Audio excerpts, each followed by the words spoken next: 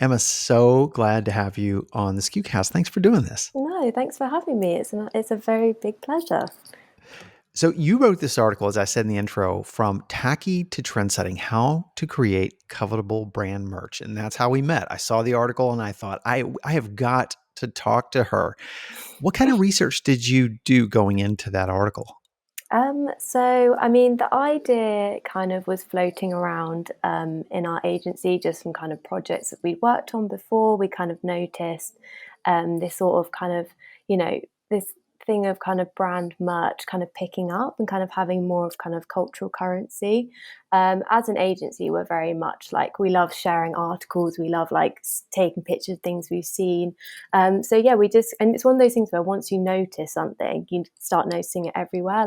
Yes. There's a coffee shop round the corner, and I noticed they were doing merch, and I was like, well, this is really interesting. Places where you go to buy your coffee, and now offering their own kind of merchandise, kind of putting their name out there in a different way.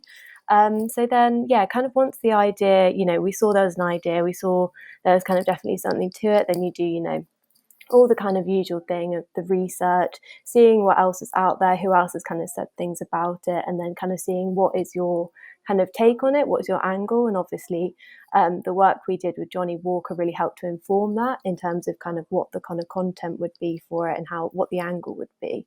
So yeah, Yeah. that's kind of a brief overview of kind of the approach to it and everything. Okay. I love how you use the word social currency because that's exactly what's happening. It's become Mm-hmm. a part of our social fabric. What did you discover that brands get wrong with merch?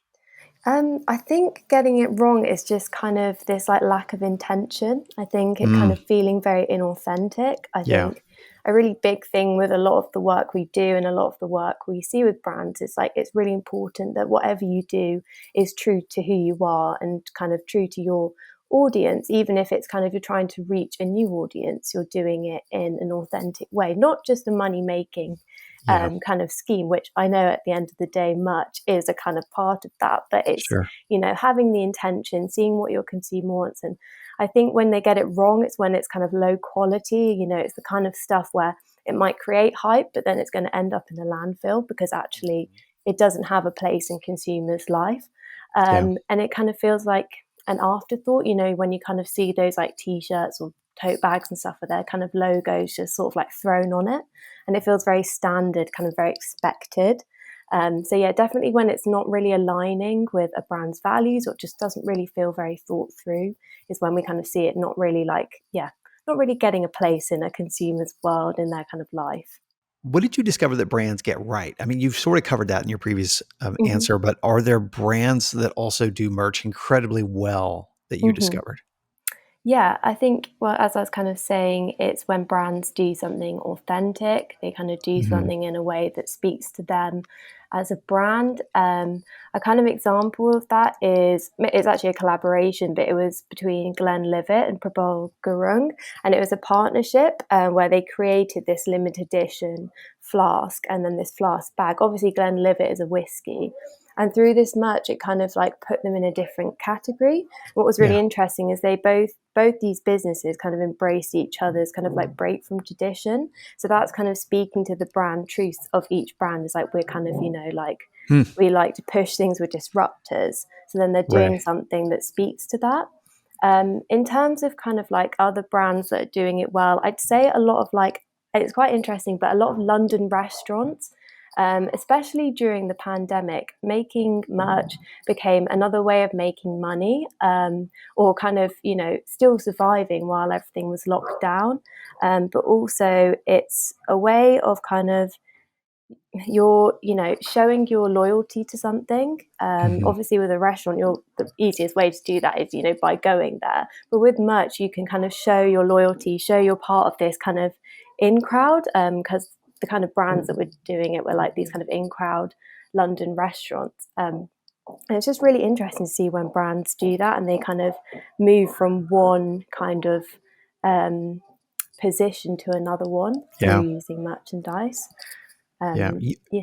It's interesting that you noticed how a brand chooses to break out of its Mm. sort of stereotypes to Mhm. embrace a merch partnership or a merch creation. I think that's a fun part of it. You also mentioned a few things I think that are really important for this audience. And that is, we talked about social currency earlier, but Hmm. Gen Z has really embraced merch as a part Yeah. of an outward expression, as a Hmm. part of identifying with the brands they love. Do you think that's a part of what you've seen as the growth and phenomenon behind merch? Yeah, I definitely think so. I think because Gen Z are so much more not, I mean, it's one of those things where you don't want to just brand an entire generation as Sure. one thing, but they're kind of way more open-minded, they're way more experimental with things. They are the kind of, Yeah. they're the kind of generation to be like, I'm gonna wear that t-shirt from this restaurant because, I like it, not because I'm worried about what other people think, but because I'm like, that's cool, that's fun. And I think so much of merch is actually about that. I think it was really interesting. I was listening to your episode with Mark Graham that was released, I think, this week. And also, you talking about the joy economy and the kind of, I think this is such an interesting trend, the joy economy, and the way that we're looking for these little bits of excitement and joy in everyday life. And you get that obviously through like dopamine dressing. So, for example, wearing merchandise from your favorite brand, because that's a way of saying, these are the things I love and these are the things that bring me joy in like this really nice way. Yeah. And then you Did get, you use the phrase dopamine dressing? yeah, I did read it in an article. I'm not claiming it, I but love yeah, it. What a great I phrase. know it's amazing, isn't it? I think, It's such a good phrase. yeah, I definitely. I just got in a book yesterday, by Allison Bornstein called Wear It Well. She just Okay. released it. She's the one that came up with the wrong shoe theory and Hmm. the 3 words to describe your personal style. But Oh, okay. the fact that you mentioned dopamine dressing, that's an Mm, interesting aspect mm, of the joy economy and merch and mm, tying that together with mm. Gen Z. What a great connection. Yeah, yeah, It's like your research is to connect the dots to try and figure out what kind of picture we're creating. yeah, Um, in your definitely. article, you also talked about inclusivity and exclusivity with merch creation, and you Yeah. said that we have to sort of tread the line between those two. Hmm. What did you mean by that? I think in the sense that, like, at the end of the day, exclusivity sells. People want a part of that thing that maybe, for example, it's a limited run. You can only get it at a certain place. Maybe it's kind of priced a bit out of your usual price bracket. It's that sense of something that's slightly, it's like obtainable, but like you've got that sense you're being part of something. But at the same time, you don't want to exclude people. I think merch, obviously, as we've been talking about, is a way of creating community or feeling like you're part of something. So as we can say, it's like really towing this line between making it feel special and something that people want to invest into and buy into, but also it doesn't feel like every day it's something Hmm, that feels special. And obviously you're trying to create hype, you're trying to create that PR story with the right. merch as well. You there were two things you brought up also. You suggested that brands should be willing to be playful Yeah, with merch collections. That and definitely. you probably heard Mark and I talk about the fact that Tim Hortons, and was that a brand miss, or was that the Yeah. brand trying to just play and have fun with Hmm. it? And in the context, you also said collaborate wisely. Can you Yeah. unpack that a little bit? Why do you think it's important for brands to have fun with this? Well, I think at the end of the day, as we've kind of been talking about, consumers want to have fun with things as well. And I Yeah. think gone are the days where things were really like stuffy. I think, especially with the way we're seeing luxury change, luxury is becoming less stuffy. There's this kind Hmm. of whole changing face of Good luxury. You've point. got the rise of like the Gen Z luxury consumer. It's like it's no longer what you assume. I'm going to talk a lot about luxury because that's kind of what the agency I work at does. Sure. But yeah, the way that things are kind of changing, and there's this kind of willingness, I think, from a lot of people to kind of break the rules and have fun. Because at the end of the day, that's the only way you're going to innovate. That's the only way you're going to grow. And I think that's why merch is a really great avenue for brands to kind of grow and innovate, is because you can have fun and you can usually, it's a way of getting into a different category. Like, say, for example, if you're a restaurant brand, and then you release merch, you're kind of then tapping into fashion, so you're moving across into this other segment. So inevitably it's going to obviously be strategic, it's going to have a lot of thought behind it, but it can also be fun, it can also be playful. And I think at the end of the day, that's what it should be. Yeah. Let's talk a little bit about the Johnnie Walker project, because I thought it was such a cool project that you worked on. What Yeah. was your project scope at Butterfly Cannon for the Johnnie Walker merch in particular?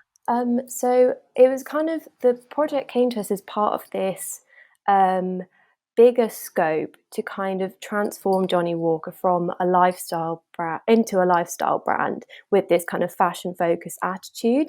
So this kind of came as like the first drop in this redefining strategy. So we kind of worked really closely with the team, with suppliers, with partner brands to kind of think about how we were going to do this. How are we thinking about brand merch, especially in kind of alcohol segment, in a different way? This is going to be something that people actually wanted to wear. It wasn't going to be kind of expected merch where it's kind of, you know, just putting a logo on something and you move Mhm. on. This is like, we want to tap into something different. It was also really big because it's changing the way people think about whiskey, because it's like, it's not just, you know, this drink that's kind of drank by a certain type of person. We're moving it into a different space, and it's maybe moving it into a different space where it reaches people that maybe wouldn't have aren't necessarily whiskey drinkers or connoisseurs. They maybe see the merch first and then they kind of get into it. So there's this really big Right. shift, this really big kind of like reworking of where Johnnie Walker would sit as a brand, which we were a part of, which was obviously really amazing. Yeah, that is a really fascinating aspect to think that merch is opening up avenues of a new audience for a brand, a traditional brand, particularly a very traditional brand. Yeah. Did you consider Johnnie Walker's competitors' merch in your creation for Johnnie Walker? What did you, if so, what did you discover about that? I think it kind of just proved to us that we were kind of going to be the first to do merch in this sort of way. I think when you look Right. at the kind of competitors, none of them were doing it in a way that was kind of pushing fashion or pushing any sense of joy. It's a typical, you go to the distillery and you can get a Right. t-shirt with the brand, like brand word mark on it. Like it's nothing, it wasn't Right. anything challenging. It wasn't anything that was desirable necessarily. So that's what kind of gave us even more push to be like, we're going to do something really different. It's going to be bold, confident. This kind of like, this is me statement pieces, which is what, you know, we ended up creating.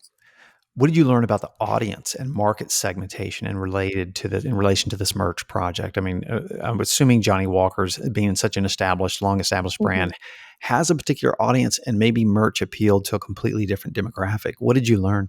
Yeah, we knew that we were kind of going to be reaching different people that, as we were kind of saying, maybe didn't see Johnnie Walker in that way. We're kind of going for that kind of younger consumer, recruiting newer drinkers, because trying to change the perception of what Johnnie Walker and whiskey can be. So it's kind of looking for those trendsetters, those people that are kind of looking for, you know, something different, something bold, something statement. The kind of obviously not the young Gen Zs, but like the able to drink Gen Zs.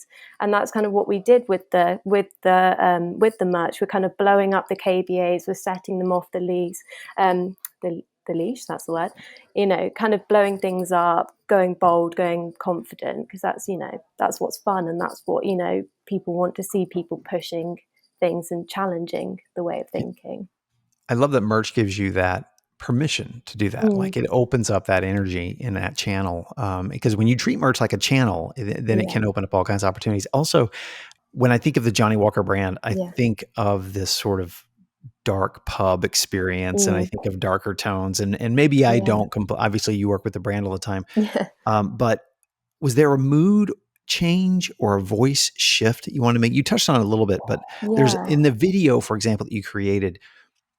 There was this vibrant energy, Yeah, very colorful. yeah, definitely. I think Johnnie Walker as a brand is very progressive, even if it maybe has those associations of kind of darker whiskey drinking.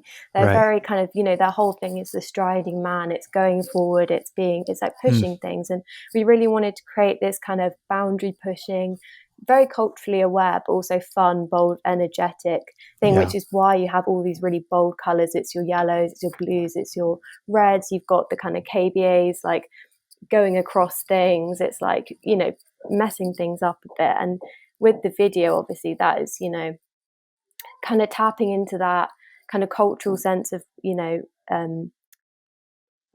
social media and like content is key, and like how can we make things easy to digest and impactful. And a video is a really great way to do that, is to have that kind of really dynamic way of conveying what you're doing, is like create a video. Like, Yeah, it was fun. We'll put link to this in the show notes. It's a beautifully done video, of yeah. course, and your agency does beautiful work. Hmm. It's fun, it's energetic, it's colorful, and did you cut that up and use it in social? Like, what were some of the other ways you used it? Because I thought it was like a cool video. I know it's like a Mm, commercial in a sense, but it's like a yeah. cool video catalog of the Yeah. merch. Yeah. I mean, yeah, it was kind of like, how can we do a catalogue without doing a literal catalogue? It was like, here's everything we've done in a way that is easily digestible, especially, for an audience with less of an attention span, it's how can you make things snappy? We kind of left it to markets to kind of how they wanted to cut it up and how they wanted to use it. And Right. part of the project was creating a toolkit to go with everything we did, to kind of allow the markets to kind of run with it, allow them to do what they needed to do, but giving them the guidelines to be able to do that. Yeah. Was the merch campaign a part of a bigger campaign within Johnnie Walker, or was it specifically, no, we're going to focus on just the merch campaign? It was, I mean, for us, it was mainly the merch campaign and everything. I mean, obviously, it was part of a greater brand strategy, so there were things around that. But for us, it was kind of all about, creating this merch, thinking about the activation, thinking about, making this lasting impression.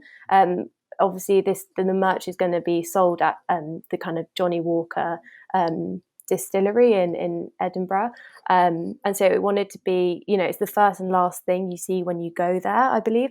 And so it's kind of about delivering that lasting impression, it being bold and bright, and you're thinking, yes, that's the Yeah. associations you want to have with it. Yeah. Love it. Talk a little bit about butterfly Yeah. cannon. Sorry. Let me It's start that fine. over. Let's talk a little bit about Butterfly Cannon because it's a cool brand. What a great agency. Mhm. And you call yourself designers for aspirational brands. Yeah. What's your unique expertise at Butterfly Cannon? Yeah. So do you mean me or the agency? Both the Yeah. agency and you as well. Yeah, sure. So, yeah, just Butterfly Cannon. We are a London-based agency. So we're based in Holborn, which is near Covent Garden. It's very central, and we're a design studio. And our expertise is aspirational brands. We see those as the brands that people are willing or want to pay more for. They're the kind of brands that Mm, have usually unique and very impactful stories to tell. Our mantra is powerful stories beautifully told. So we're mm, all about love that. storytelling. We're all about doing that again really beautifully, but also really consciously. A big thing about the way we do things is we're really into sustainability and thinking about, if we're making these beautiful, designs, they also need to have, they need to be conscious. They need to have a good impact wherever they may end up. Um, so that's kind of, us as an agency. And then my experience is I'm a strategist and copywriter at BC. So I've been here for 4 years now. And yeah, it's a really great place to work. It's amazing. This is kind of my first experience of the kind of branding world and the kind of packaging world. And what an interesting place to be in. Yeah. So we kind of work across from kind of alcohol to fragrance. We work with kind of, the big players to the more local heroes. And we kind of have an international spread of clients. So, which is really exciting to work, Yeah. with people all across the world. That's a lot of fun. It seems this industry does a lot of packaging now. Yeah. This is a post-COVID phenomenon, but seems you do a lot of merchandise packaging design. Can you Yeah. share more about that or a few high-profile examples of what you do? Yeah, sure. I mean, I think just the kind of most recently released stuff is we did some amazing work with Brook 37, which is a US based tea company, and they kind of really wanted to push what tea was seen as in the US. Is it this kind of being a bit of a like a, not this um, not really being seen in a luxury sense, and they really wanted to reposition it as this kind of as themselves as the kind of atelier of Hmm. tea. So we kind of looked at the brand identity, the storytelling of community at the heart. We created this really beautiful, consciously designed metal tea caddy, which really tells the story of like community from the heart with the tea leaf design. Another project we've worked on is MOJT, which is a ready to serve bottled cocktail project. And it was kind of bringing Chinese megacity cocktail culture to consumers. Again, really beautiful packaging, which kind of tells the story through really intricate designs of kind of cocktails and And then another one, I'm trying to think of another one. Yeah, another one is Godawan, which is a Indian single malt whiskey. So we helped with, bringing the whole brand to life, like right from the beginning of what's this brand going to be to now, the activations, the toolkit. So yeah, we do a lot of packaging design work. We also do work in terms of campaigns and things beyond that, and we also do like brand refreshes as well. Okay. Well, let's talk about Emma a little bit. What brands inspire you? Like, who do you follow and where do you go? I mean, in many ways, in your role, you have to be a multi hyphenate. You have to sort of Yeah. um, be very open to all kinds of design experiences. But what brands inspire you the most? I'm gonna be super annoying and not have a straight answer for this because, I mean, as you're kind of saying, as a strategist, I kind of have to be up to date with everything. I think most of Yeah. my mornings at work are kind of spent seeing what's happening, seeing what the trends out there are. I think not really in terms of brands, but the kind of places I go to are like WGSN, Wunderman Thompson, Stylus, LSN. Always looking for kind of what brands are doing, who's innovating, who's treading in a different space, because obviously that's really good for us to be aware of. I'm really interested in like consumer insights, and just consumer behavior, because I think we're all quite fascinating, and it's just really interesting to see what Yeah. the trends are. Like we've kind of spoken about like the joy economy and stuff like that. Yeah. um Well, it's funny. You have to cross pollinate in your yeah. work, and that's really what you're talking about. Okay, so I have two final questions here, Emma. One is one the community loves for me to ask, and that's: do you have a particular book, podcast, movie, or article you read recently that made an impact on you? And it doesn't have to be about business. Yeah, I've actually got two. Again, be annoying. But the first is a business related one. It's by WGSN. They have a really good podcast called Create Tomorrow, which is really good for insights. Mm, And they released one recently, and it's Will AI Become Your New Design Superpower?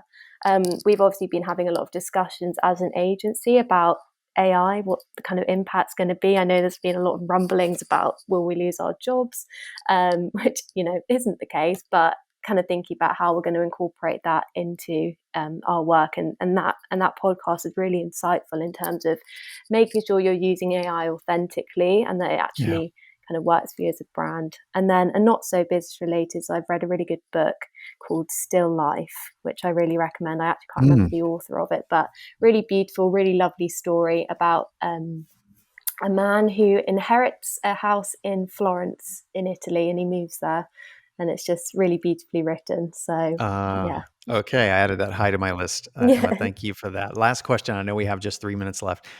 I loved your article. And to Mhm. wrap this up and bring it back to merch for this audience, Yeah. you have some, and by the way, thank you for those recommendations. All of those are phenomenal. People are going to be writing down where it is that you're sourcing your latest trends.